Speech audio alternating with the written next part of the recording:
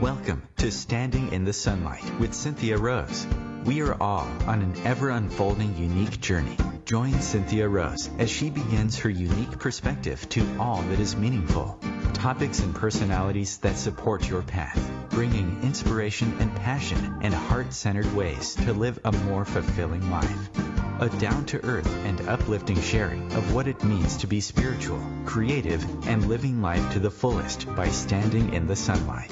Born an intuitive medium, Cynthia Rose is also an ordained minister, singer, astrologer, educator, and writer. She has studied the intuitive and healing arts for over 40 years. Rise up and stand in your sunlight now with Cynthia Rose.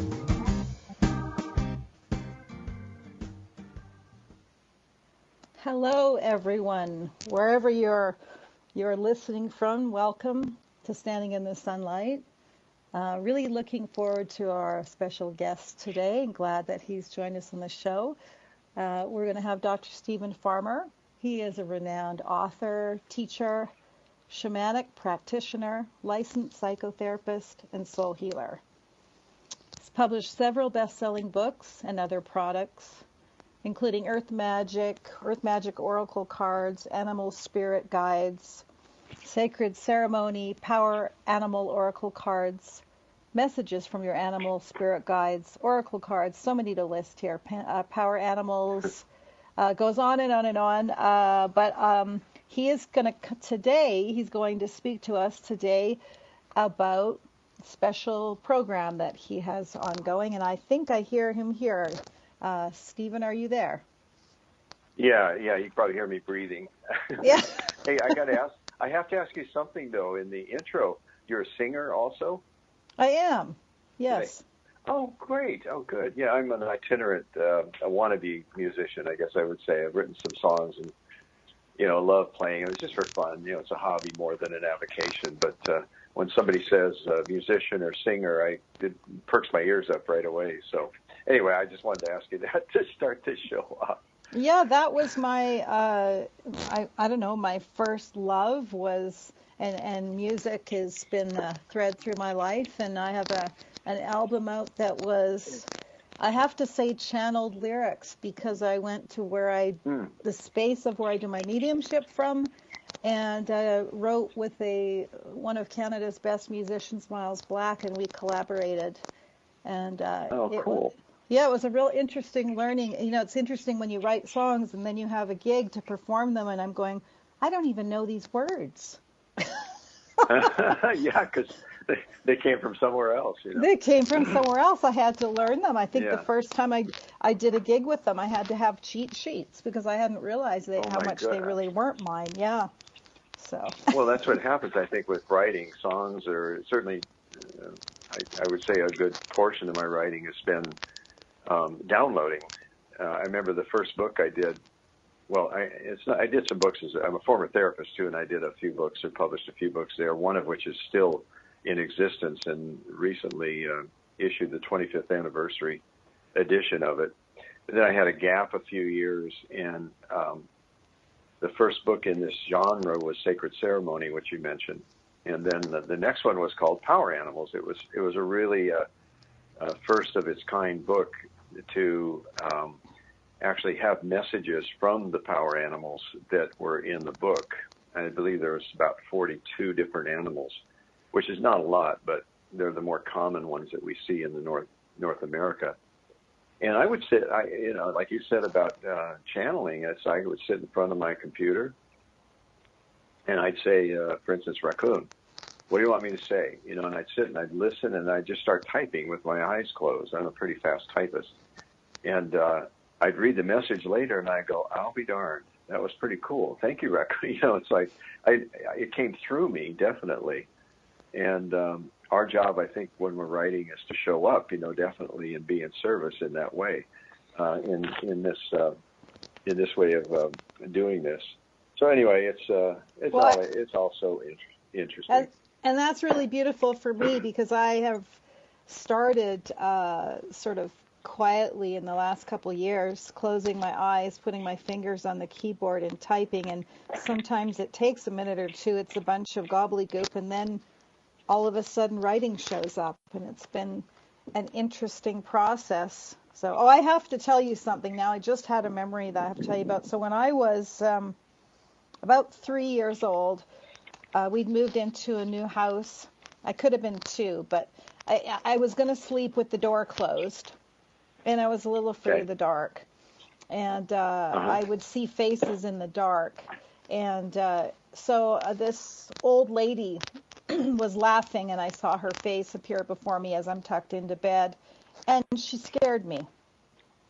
And so then I got really scared. The door opened, and a big black bear walked in the room, reached in and hugged me and put me to sleep. Oh, I love this. I love it. And I never thought anything of it, except that I think back now, I must have talked about being a bear with my mom for a couple of years. I would say, I'm a bear. I love the bear. The bear was prominent in my life for quite a few years. So yeah, it's very interesting, Cynthia. It's because a premise that I have when I first started doing shamanic work and understanding about spirit animals and power animals. Power animals were more specifically for shamanic practitioners or shamans that would have 1 or 2 or maybe even 3 or 4 specific spirit animals that they worked with in the shamanic work, and those are called power animals. But after continuing my work with that, I finally received information that said, "Hey, dude, it's not just shamans or shaman practitioners. Everybody's born with one, sort of like a guardian angel." And what we do, though, because we end up being civilized pretty quickly, is we lose track of that. Like you said, the bear was with you for a few years, excuse me, but then stop being with you, and that's really not uncommon. Right around the age of 7 or 8, our thinking and our way of looking at the world, and thinking about the world changes. And unfortunately, one of the things that happens is that we forget a lot about who we are and where we came from. And in this, what I'm talking about here is also we lose that power animal that comes in with us, that is designed to take good care of us. No matter how long we live, to be with us for a long time. So I believe that's one way to characterize your experience there is this bear spirit came in and was a great comfort to you, and what a great guardian too, bear spirit. So, and the good news is you can get that bear back, not a bear, but bear spirit, by doing, there's a few different ways. Yeah, go ahead. I was really lucky. I had a father that I grew up in Vancouver, Canada, and my father, I was lucky, he would take me to Stanley Park every weekend. And we would talk to the trees. He would say, "What do you think that tree is saying?" And we would leave food for the squirrels. And there was some deers hidden in the forest area that wasn't public. We'd go talk to the deer and the otter. And, it was a small zoo, and it's since been very criticized for being a zoo. But I actually learned there to respect wildlife because I was growing up in a city. It was a place where he could take me, and I'm really grateful to him that he was able to take me to those spaces. And yeah, you're right. I went to school, and then my mom heard me talking to my grandfather in spirit and said, "You can't do that at school." And I went, "Right, right, yeah. Okay." She said, "They'll think you're crazy if you do that at school." Yeah. So. And it's a gift, I think, that we, our long ago ancestors had, is this communication with not only ancestors, like your grandfather in that case, or receiving communications or having a communication with tree, and not just maybe a tree, but also the tree spirit that is the way that this tree exists because of spirit, tree spirit expressing as this tree, in my case, what I'm known for a lot is animal spirit guides, and how you can discern when an animal shows up in a particular way, unusual or repeatedly, or in your dreams or something like that. That animal typically will have some sort of a message for you, and we've lost that. The good news is, God bless your father. I think more and more parents are honing in on this and picking in on this, that you can go and you could sit by a tree and breathe with the tree. You can ask tree for a healing. You can get a message from a particular animal that comes to you, or if you have an affinity as a child, a young child, to a particular animal, and you say something to your mom or your dad, oh, that's my spirit animal, and they're not going to go, oh, come on, you're just making that up, you're imagining it. Instead, a lot more parents are going, oh, that's great, that's wonderful. So glad that you have that, and really supporting that kind of openness to spirit in all forms, and the way that all of the beings on the earth, really, there's opportunity for communication that's going on. The clouds, a friend of mine, Eva Blacktail Swan's a Cherokee medicine woman, and she goes out every morning and she receives messages. And she sometimes refers to the messages coming from cloud people, or the star beings, or the standing ones, meaning the tree people. Because in the Cherokee language, there's no word for object. It's all relatives. Everything is related. So there's a designation that implies that relationship. Isn't that fascinating? To me, that's wow. Yeah. Where did we go? What happened? What happened to us? And so important in today's time to get back to that. Yeah. Yeah, one of my card decks, in fact, you mentioned a few, and there's 4 altogether so far. I've got more more down the pike here. But one was inspired by a friend of mine who's a publisher. She just threw it out one day and said, you should do a children's spirit animal deck. And I went, interesting, because I don't work with children directly. I have had children. My daughters are grown up. I've got grandchildren. I've got 2 stepdaughters. But it really grabbed a hold of me, this whole idea. And so I talked to my wife, Jessica, about it, who has 2 daughters. At that time, they were 7 and 9, or 6 and 8, and my stepdaughters. And we collaborated on this children's spirit animal card deck.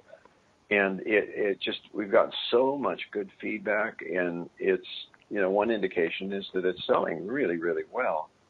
And I've heard story after story of parents who have used it with their children. There's a guidebook that tells you how to use it. Anyway, I think we circled around to this product, if you will, children's spirit animal cards, talking about how we can nurture the children's intuitive gifts and their capacity to keep that connection open to the natural world. What was that one book that came out? It was A Lost Child in the Woods, Curing Our Children of Nature Deficit Disorder. Isn't that a great title? Nature Deficit Disorder. Anyway. Nature Deficit Disorder. It's so true, Well, the front quote in the book was, I like my house because there's lots of electrical plugs. That's really sad. Yeah. Oh, my God. Well, yeah. I used to be a former teacher, and I remember teaching band, and we were taking them in the fall to a camp where you kind of unify all the kids for band. And there was a young boy, 13 maybe, who had just arrived from, I'm thinking it was China, and he had never been around an actual dog, but had a mechanical dog, they found out later. And so this dog was running around the kids' feet, and all the kids knew that, how to deal with the dog. And he started to kick that dog away because he had never been around a dog, and all the kids were like, no, you don't kick him. And then one of the kids interpreted to him, he's not an electric dog, because they had these little electric toys as dogs. And it was like, he's a real alive thing. And this kid was like, and I thought, wow. Yeah, that is a big wow. Again, maybe one example of that dissociative way that, children are typically raised, I think, or have been typically raised. And again, I think your father and the relationship you had with him around the communication with the animals and the spirits of nature, I think it was probably very much an exception to the rule. And again, the good news. And I didn't know that. No, you didn't, which is good for you, and that's why you're doing what you do. You know, he had a strong influence on that for sure. So anyway, great. I'd love to have met the man. You know, he sounds like a very interesting fellow. And more parents are coming into that, you know, beginning to get curious. I think there's generally a shift in the collective consciousness. There's an urging, and more likely an urging, or a better word would be a calling to involve yourself in this awakening process in whatever way that you might do so. You know, for some it may be spending more time outdoors. I go barefoot a lot, even in my neighborhood. I live in a fairly suburban neighborhood in Dana Point, California, and I've got a great little, I want to say little, but a big yellow lab. I love him.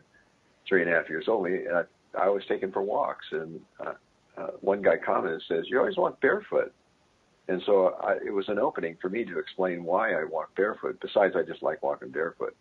And I'm from Iowa, you know, so there's a country boy in here somewhere.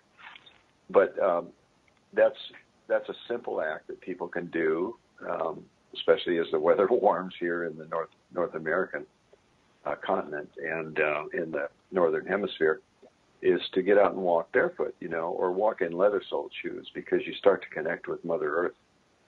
Literally, you connect with her because she will give you, through your feet, walking on the land, on Earth, the electrons that the free radicals will steal from your body. So by doing so, you continually instill antioxidants that are given. This has been proven. Antioxidants are the electrons that will support the antioxidants that keep the free radicals at bay. And as you may know, and your listeners may know, as free radicals are the things that can sort of make your body rusty. So anything you can do to counteract that, and that's one simple thing, doesn't cost a thing. Isn't that cool? I absolutely love that. And we're being cued for a break. Hold on, Okay. We'll just be a couple of minutes. Back with Dr. Stephen Farmer.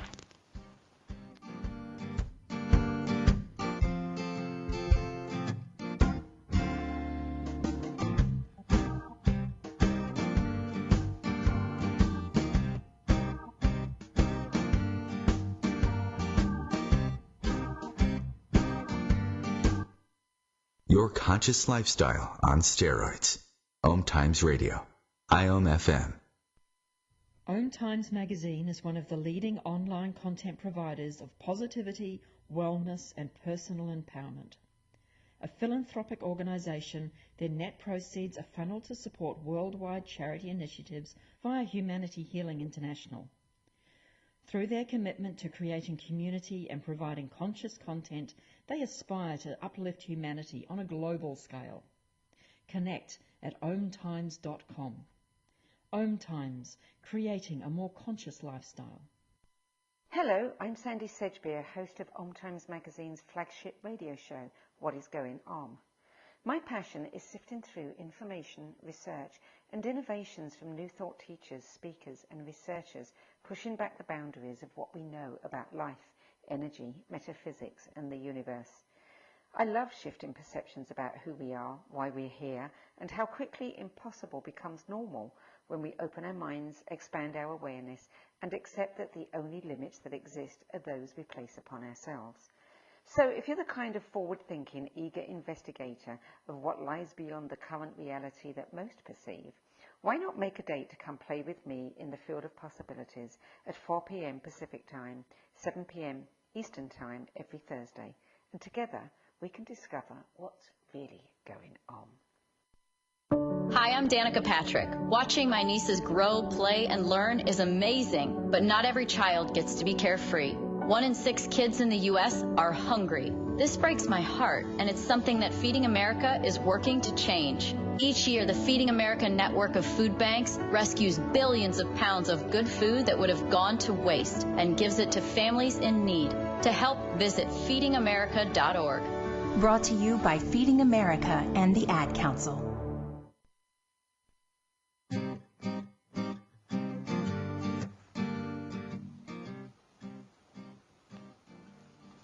Okay, and we're back with Dr. Stephen Farmer, and we were mid-sentence. I'm trying to remember where we were, but probably all over the map. But all over the. But I know I wanted to ask you today, really about your Earth Magic Practitioner program and find out about that. And I just love what you shared about the Earth and connecting with the Earth, because I always feel like if I haven't been out for a walk and I get out for a walk, which we're going to do right after the show, actually, I said to my husband, I need to get out and walk. I just feel so much better.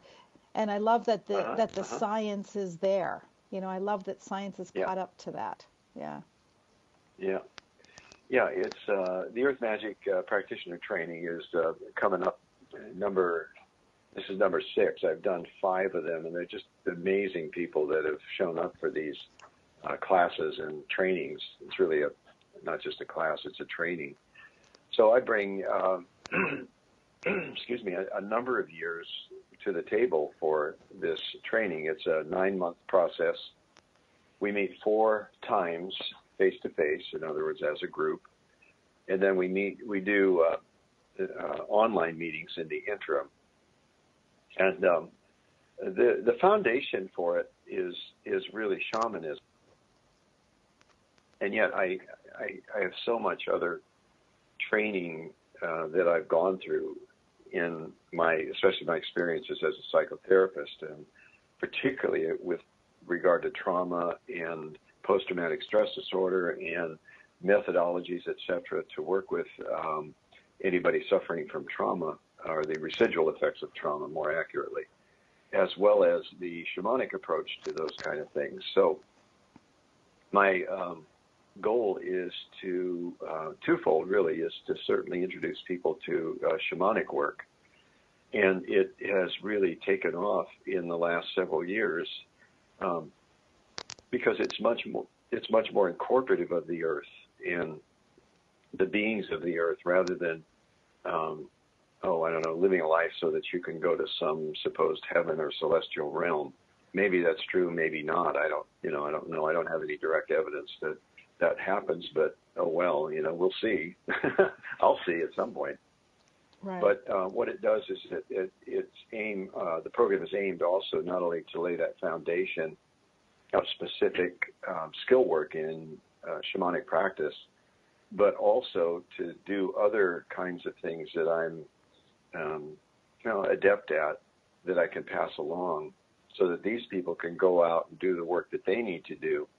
It's fascinating because particularly I find more and more over the 5 that I've done is healers are showing up, people that already have certain capacities and even practices as a healer.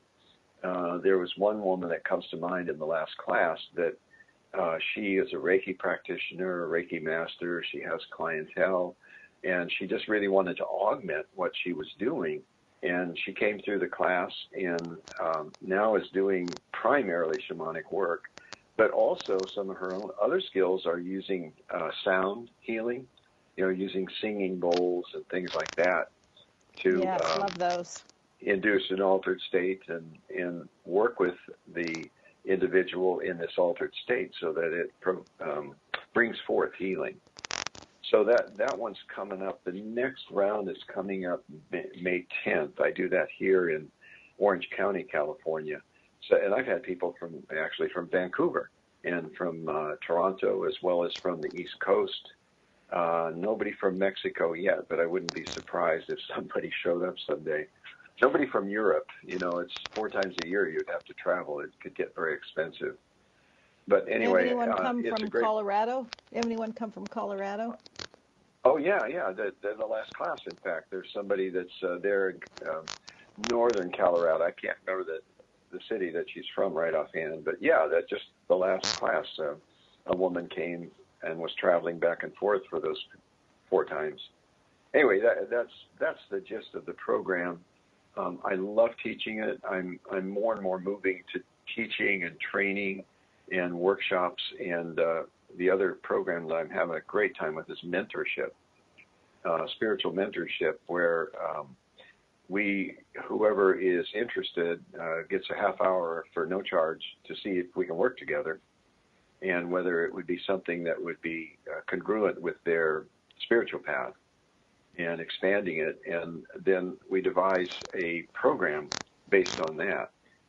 Typically, over a period of maybe 3 to 4 months, we will actually work online 3 times, and then I'll have correspondence with the individual in between, so that I can keep track of what's going on with their process. So that was a gas, and I'm so thrilled because the people that go through it have just been very laudatory.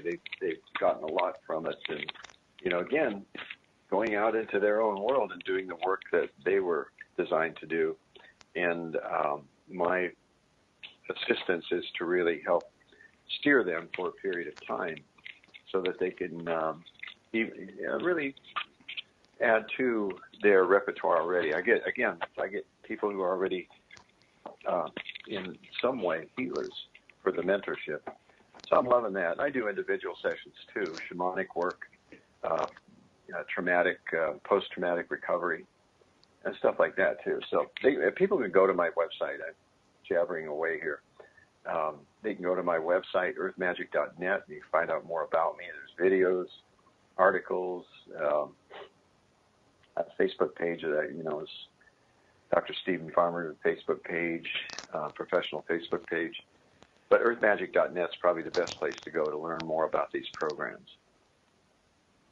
Okay. I think that's beautiful. It seems to me that we're in a time when many people have been, reaching back to old traditions, forging new ones, and it seems to me like we're really in a time when all of us that are trying to make a difference need to sort of pull in what works for us to create our own way of doing it, as opposed to, I just feel like the structure of things being done this way and that way, or it's all kind of, all the gloves are off. You can do it any way that works because it's all the same goal.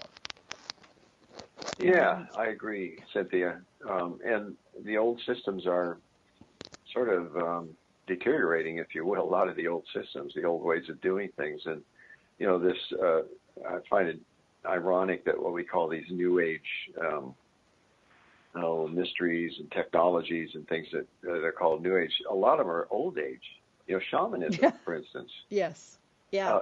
That's like 40,000. There's been proof on every continent of a shamanic type of work. It isn't always called shamanism. That's just a term that happens to have come down the pike. It comes from Mongolia. And it doesn't matter what you call it, but it's that capacity for the individual to actually intentionally travel to these areas that we'll call non-ordinary reality and work with helping spirits there to bring back healing or guidance for the community or for the individual. But there's 40,000 years, up to 40,000 years ago, there's evidence on every continent of shamanic practice. To me, that says a ton right there. And it's not about an ambition to become a shaman. It's a calling.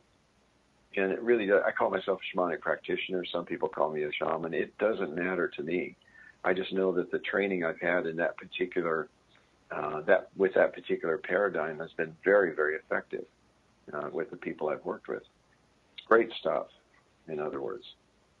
Yeah, I kind of feel that way also. If, in terms of mediumship, the expanding of, we tend to, so often, like if you go into a demonstration or mediumship with a bunch of people, they expect to have certain things, and typically it's been, okay, how old were they when they passed? Is it a man or a woman? How they passed, yeah. And what exactly, how will I know them?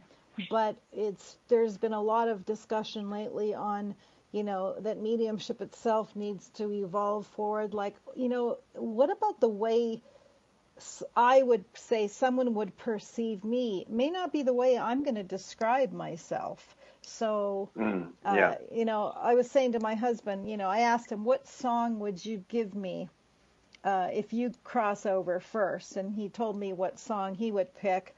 And I said, well, I would pick this song. And it's interesting that I may not describe myself like you might think I would describe myself. So I try and stay aware that there may be two different realities of somebody's father, the way the father is showing me who they were, but also how would your kids know you? Because I think that is as old as time as well, that the shaman was also the medium. Yeah. Well, connecting with the ancestors. One of the things that we've, again, in our Western culture generally, and it's a vast generalization, but is this lack of attentiveness to the ancestors. And whereas in many, many cultures throughout the world, the ancestors are a daily part of life. Their grandpa's here. They can sense him or feel him or see him or hear communications from grandpa or great grandpa or even one of the old ones, the ones that, are around maybe, 10,000 years ago. And so there's that, which may not be called necessarily mediumship, but it's the same principle. And that's the communication with the dead, but not just the dead, but with the lineage, the ones that have come before. I mean, you think about it. You know how many ancestors we have after 20 generations? We have over 1,000. And then when we go back 30 generations, we've got and it keeps going on. And if you think about that we're all related in some way. I mean, we definitely are. Just we have to go back far enough to see our relationship. But anyway, circling back to what you were saying, Cynthia. I don't profess to be a medium, but when I'm doing work, ancestors show up. That's just the way it is. They just show up. So that's how I'm. Again, you would call it mediumship, but it's not the kind of mediumship you do. Meaning, people come to you for that, and their expectations, like you say, they may be different than actually how dad comes through, or mom comes through, or grandpa comes through. But I've seen ancestors come through before. Oh, there's a white-haired woman just hanging around here. Do you know who that might be? And they go, oh, that's my grandma. I was really close to her. Oh, cool. I don't aim to do that. It's not my intention, but they do show up that way. Oh, I think that's beautiful. I think it's needed. Being that I think I was born, more left brain, right brain. In some ways, I may have stunted some of my growth, always wanting to have fact and proof. But, my grandfather that I always felt I had never met. But I have a great grandmother that I always felt so connected to her. And I had her name and her first initial of her middle name together. I didn't know she was my great grandmother for the longest time. But I knew she was a suffragette, and I used to call on her. I'd say, well, I come from a long line of shit disturbers when things need to be helped along, and I call on her to give me strength. And then, I don't know, it's interesting how it all happens, but just, I was studying to become a minister, and I just felt her presence so much, giving me strength and helping me. And then I thought, well, and then the funniest thing happened, but it was Canada Day. And a Facebook feed came, and there she was, the first woman to vote in Canada. And before people could vote. Oh, my God. Wow. And so I thought, I've got to contact this reporter right away. We're not going shopping for food. And the reporter got back to me, and he said, it's a good thing you emailed me today because I'm actually retiring Friday. And so if you'd emailed me tomorrow, I wouldn't have got it.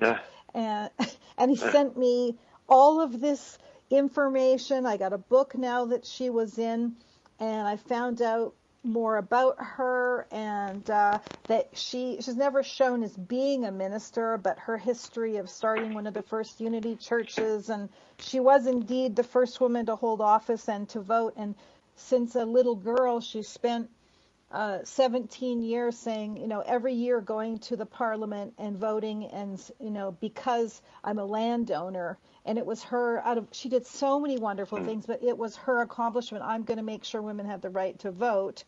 But, there she was. I thought from a scientific perspective, there she was. She showed up just at a time when I needed her. And then I went off to a mediumship workshop because I'm always working, evolving, growing. And I had booked a reading. And guess who showed up in my reading to say hello? Well, let me guess. Guess. Yeah. Let me guess here.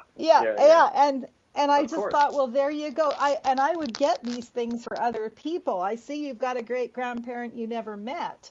And I think, why are they always, walking? And I asked them, and they'd show me patterns or things. And I would go, okay, well, I don't know if this is the way it's supposed to go, but it's what it is. And I think, in a sense, what you're doing is you're empowering people to tune into that for themselves, which is much needed at this time. Yeah, it definitely is. That's a good word for it, empowerment. I do readings. I'm not sure what to call them, but readings, and I often typically use the oracle cards as sort of a springboard or a launching pad. But often when I lay out, let's say, 3 of the oracle cards, and I use my own, of course, there's a Zen Osho tarot that I use sometimes, but primarily I use my own, like the Earth Magic oracle cards or the Power Animals. And I'll lay them out so they're facing the client, and I say, before I go, blah, blah, blah, blah, blah, this is what I get, I go, what do you get?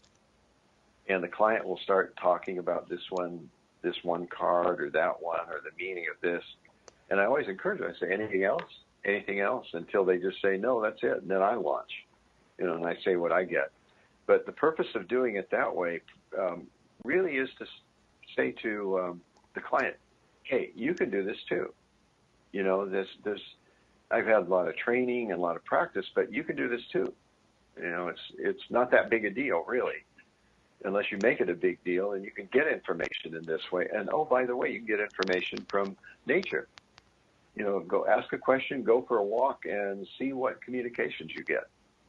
And people will do that and definitely be pleased, that they can communicate with the natural world as well and get information directly. Like I said, one of the easiest ways is through animal spirit guides. Example would be this morning. I'm feeling a little tired because I didn't sleep as well. I got in late. I'm taking a class on Tuesday night, so it gets out quite late. But when I got up, and started drifting into this dream rather than the other dream, I looked out and there was a hummingbird flying around the backyard, just cruising along, flitting back and forth. And I just, to me, what the message was lighten up, just not cheer up, but just lighten up. It's not that big a deal. Look at me, and I did observe the hummingbird for a while. And also the flexibility is another common message that someone could get from sighting a hummingbird in that way.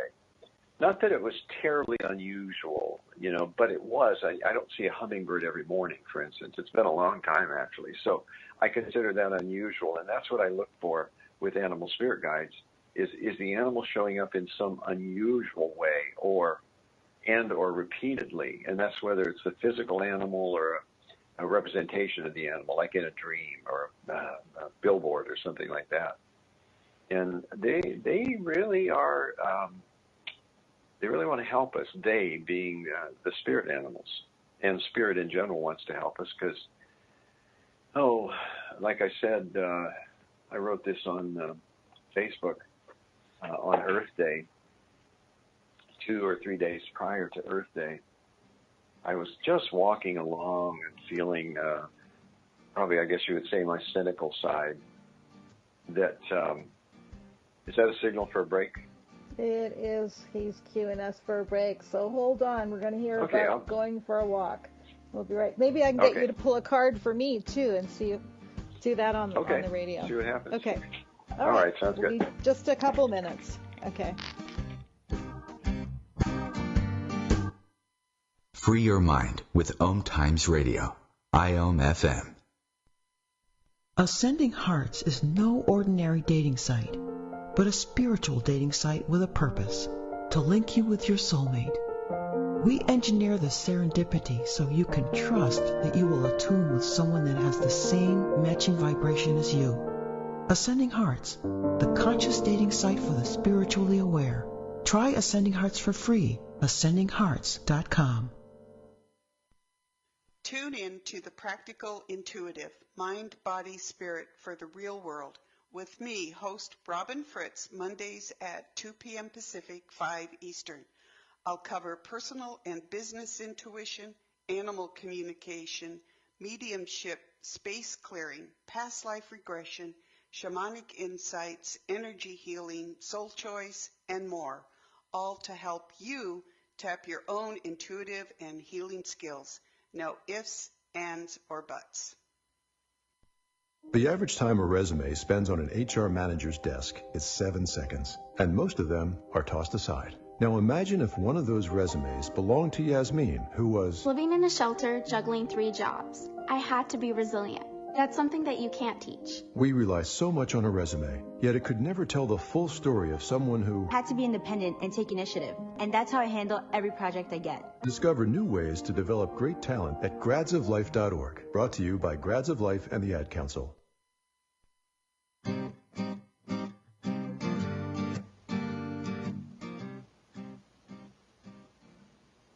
Okay, we're in the last segment talking to Dr. Stephen Farmer, and we were just talking about going for a walk on a particular day, and then the music kicked in. So I don't know if I queued you up to remember, but...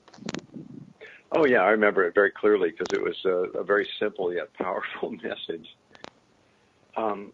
What I was feeling kind of sad, about the state of the earth right now and the changes, the dramatic changes becoming increasingly evident that have been showing up over the last several years. It's become more and more evident and obvious that the earth is going through some dramatic changes.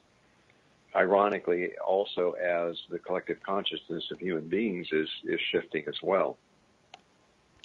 So I said, Mother Earth, I got to say, I apologize. I feel so sad, about the condition that you're in right now. And what I received was this communication. Oh, honey, don't worry about me. I'm doing fine. I've been around for 4.5 billion years. I'll probably be around for another 4.5 billion. So don't worry about me. I'm doing fine. I'm just doing what I'm doing. However, you guys need to get your act together. It made me laugh. It's like, yeah, we don't need to grieve for the earth. We don't need to save the earth. As she said to me, it's not about, to extrapolate from that, it's not about saving the earth, but it is about revising our relationship with the earth. We've had a increasingly and long-standing dissociative process that's gone for probably a good 12 to 15,000 years, since the agricultural revolution. And there's nobody to blame. We can't blame ourselves or blame our ancestors. That does no good at all. To go around feeling guilty, like, oh my God, I'm not doing enough. Knock it off, is what I say. Knock it off and just do what you do. Recycle, take care of the animals, just do your part, whatever you're called to do, because whatever is going to happen is going to happen. I don't know what that's going to look like, or it's inevitable. There's everything that converges at any given moment. We cannot account for all the factors and the influences on even this moment here. We can't. We can predict, we can try our best, we can set goals and intentions. But if you ever gotten up in the morning and went, okay, here's my day. This is what I want my day to look like. Here's my plan. And we all know the saying about plans, right? The Hebrew saying, man plans, God laughs. Life is what happens when you're making other plans. Like little hummingbird showing me how flexible she is when she flies. And I believe that's going to be increasingly true for us as we need to learn to be adaptive and flexible. When life presents something to us, we need to respond to it in accord with it, not go, wait a minute, this isn't supposed to happen. We all do it. It's not a big deal. We all do it. But I personally want to be able to meet life on its own terms. Not that I make plans. I think, well, I'm going to go to the gym. I'm going to do this. I'm going to, after our talk here, I've got a certain piece that I'm working on that I want to pay attention to. I got to walk my dog, and then something else happens, and bingo, there go the plans. And instead of fussing and whining about it, I think we have to go, oh, shoot. In fact, most things in life are like that. 2 steps. Oh, shoot. Oh, well. And we move on. Yeah. I think there's I went off I grew on up that. around, that's okay. I grew up around an astrologer, and I remember him, that I trained under and mentored me, and he said to me, the best you can do is show up every day 100% and willing to embrace what life has to offer you. And That's well stated, yeah. And I would be, because I would say to him, how do you, like, the things that happened to him were so bizarre and so odd. Sometimes I say, and then things happen. He saw me through many different things happening, and he said, that's life, and, in the end, you're co-creating, but we're not always conscious of that co-creation. And some of the most wonderful things that have happened to me, and the most devastating things, I didn't go get up that morning and say, oh, this is going to happen today. It just happened. Exactly, yeah.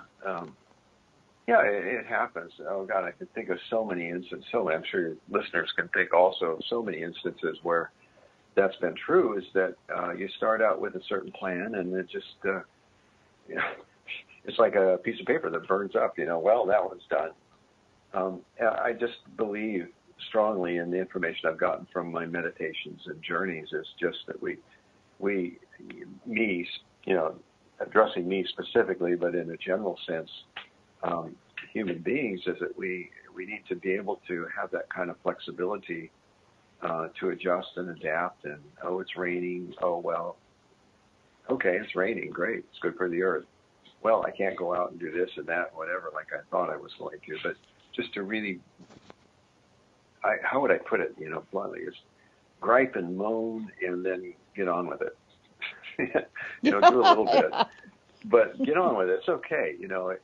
It's not something that we want to pretend or do an override, spiritual override on it. It's like we got feelings about these things. I'm annoyed, I'm frustrated, etc. And then get to that place of, oh, well, as quickly as we can, whatever that takes. And sometimes the cycle of that goes on for a while. Major life changes, you lose someone you love, you go through a divorce.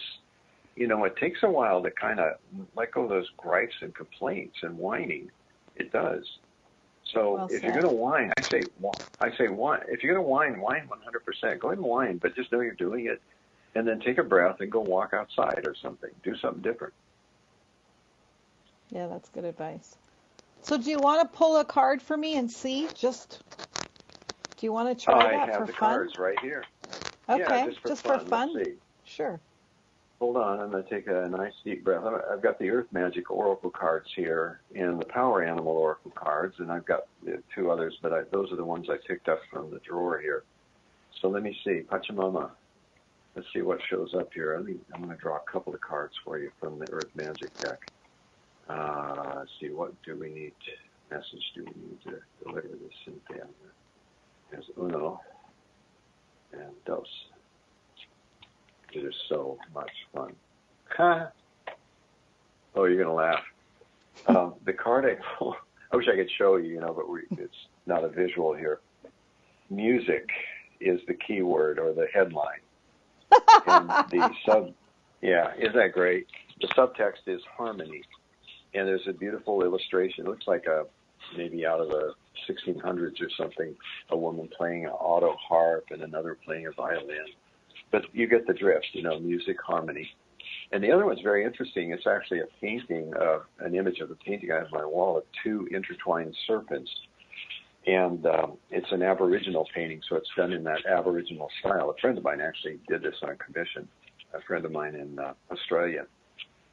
And the headline is DNA. The subtext is karma. And it's basically saying, it's pretty straightforward. This is in your soul. Music is in your soul. It's not something to diminish or to negate or a more different way of saying it is stay with it. When you play music, something really happens. It touches you so deeply that it allows you to be even that much more open to your gifts when they're applied in any circumstance. I'm hearing this, I'm not seeing it, but I hear that there's an ancestor in your lineage, in your direct lineage. It feels like about 2 generations. So what would that be? A grandparent? Maybe it was grandma, I don't know, but a grandparent that had these musical gifts, but they didn't really act on them. And so they tended to be more, my hands are kind of closing in, like they're a little bit more closed in or more contained than they needed to be. There's that old saying comes to mind, is sing like nobody's listening. That is just beautiful. Pretty cool, huh? That's pretty cool. I knew you'd laugh. I knew you'd laugh when these are great cards. Let me. Do we have time? I'll pull one real quick on the power animal cards to see what the. Sure. They're different designs, and there is a guidebook, as they are in most oracle cards, that if you want a more elaborate reading, you can go to. Okay, this is the card that wants to come. Fox. Adaptability is the subtext or the keyword. And the message, there's actually a message on the card, unlike the Earth Magic oracle cards, and it just says, adapt to the changes that are happening to you right now. So just like it's interesting, we were talking about that. I find that synchronistic. Yeah, isn't that cool? And specifically for you, Cynthia, since this was aimed at you, is okay. I see like I can't describe them. There's a game or something like that where there's where it's called Bop It or something, where there's like 6 holes and this thing will pop up and you got to hit it, and another one pops up and you got to hit it. That one comes to mind when I see this card when I tune in. That's that's how you're going to feel here for the next couple of weeks is what I get. It's like you're trying to juggle things. One pops up and you take care of it, and then another thing pops up and you take care of it, another thing pops up.